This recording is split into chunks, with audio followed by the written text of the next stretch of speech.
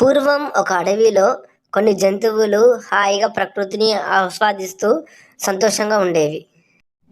అయితే ఒకరోజు ఈ జంతువులకు సమాచారాన్ని అందించే ఒక బుజ్జి పిచ్చుక అక్కడికి వచ్చింది. అందరికీ నమస్కారం మిత్రులారా. అందరూ కుశలమేనా? అడవిలో ఉన్న మన మిత్రులందరూ బాగున్నారు. అలా ఆ బుజ్జి పిచ్చుక ఆ అడవిలో ఉన్న జంతువులందరినీ యోగక్షేమాలు అడగడం మొదలుపెట్టింది. అప్పుడు బంటి ఆ బుజ్జి పిచ్చుకతో ఇలా అంది. మేమందరం చాలా బాగున్నాం బుజ్జి. కానీ నువ్వొచ్చినప్పుడల్లా ఏదో ముఖ్యమైన సమాచారం తీసుకొస్తావు కదా బుజ్జి, అదేంటో చెప్పు. అప్పుడు బుజ్జి కొంచెం కంగారుగా, నేనిప్పుడు చెప్పేది విని ఎవ్వరూ కంగారు పడకండి మిత్రులారా. అలీరా అడవిలోని సింహం మన అడవిలోకి వస్తుందని సమాచారం తెలిసింది. అందుకే మీరు జాగ్రత్తగా ఉండండి మిత్రులారా అని చెప్పి ఆ బుజ్జి పిచ్చుక అక్కడి నుండి వెళ్ళిపోతుంది. కానీ ఆ క్రూర మృగం నుండి మనను కాపాడేది నక్కబావ ఒకడే అని చెప్పేసి ఆ అడవి జంతువులందరూ కలిసి ఆ నక్కబావ దగ్గరికి వెళ్తారు. ఆ సింహం నుండి వారి ప్రాణాలు కాపాడమని శరణు కోరుతారు. నేను ఆ క్రూర మృగం నుంచి మిమ్మల్ని కాపాడాలంటే ఆ సింహం ముందు నేను మిమ్మల్ని కొన్ని ప్రశ్నలు అడుగుతాను. నేను అడిగిన వాటికి అందరూ అవును అని సమాధానం ఇవ్వండి. మీరు చెప్పినప్పుడు ఆ సింహానికి కొంచెం అనుమానం వచ్చినా మిమ్మల్ని వదిలిపెట్టలేదు, కాబట్టి జాగ్రత్త. అలా నక్క ఆ జంతువులను కాపాడడానికి ఏదో ఒక ఉపాయము పన్నుతుంది. తర్వాతి రోజు ఆ అడవిలో జంతువులన్నీ ఆ నక్కబావ కోసము ఎదురు చూస్తూ ఉంటాయి. మీరు ఎవరి భయపడకండి మిత్రులారా. ఆ నక్క బావ తెలివి నాకు తెలుసు. ఏదో ఒకటి చేసి మనల్ని ఆ సింహం బారి నుంచి కాపాడుతుంది. నీకేంటి బుజ్జి, నువ్వు ఆ మృగం నుంచి చాలా తేలికగా తుర్రు అని ఎగిరి ప్రాణాలు కాపాడుకుంటావు. ఆ కుందేలు మెరుపు తీగలాగా తప్పించుకుంటుంది. కానీ నేనొక్కడినే ఈ భారీ శరీరంతో పరిగెత్తలేను. నా ప్రాణాలు, అయ్యో దేవుడా. ఇంతలో ఆ నక్క ఆ సింహాన్ని వెంటబెట్టుకొని అక్కడకు వస్తుంది. ఆ సింహము చాలా భయంకరంగా గర్జిస్తుంది. ఆ గర్జనను విని ఆ జంతువులన్నీ గజగజ వణికిపోతాయి. అప్పుడు ఆ నక్క ఆ జంతువులతో ఇలా అడుగుతుంది. ఇదిగో పిగ్గి, నువ్వు మరియు మీ మిత్రులు నాతో ఈ అడవికి రాజైన ఆ సింహం దగ్గరకు మీకై మీరు రోజుకు ఒక్కరు ఆ సింహం ఆకలి తీర్చడానికి వెళ్తాము అని అన్నారు కదా, అవునా కాదా?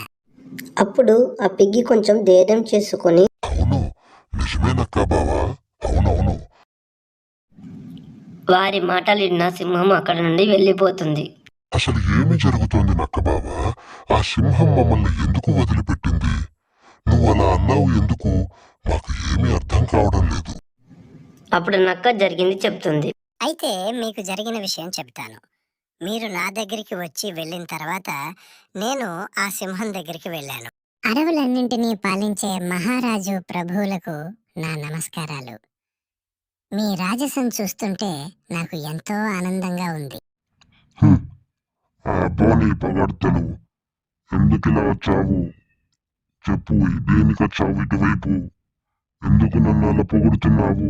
ఏం కావాలి నీకు? అయ్యో, నన్ను అలా అనుమానించకండి. నేను మీ శ్రేయస్సు కోరేలా ఇక్కడికి వచ్చాను. ఏమంటున్నావు నువ్వు?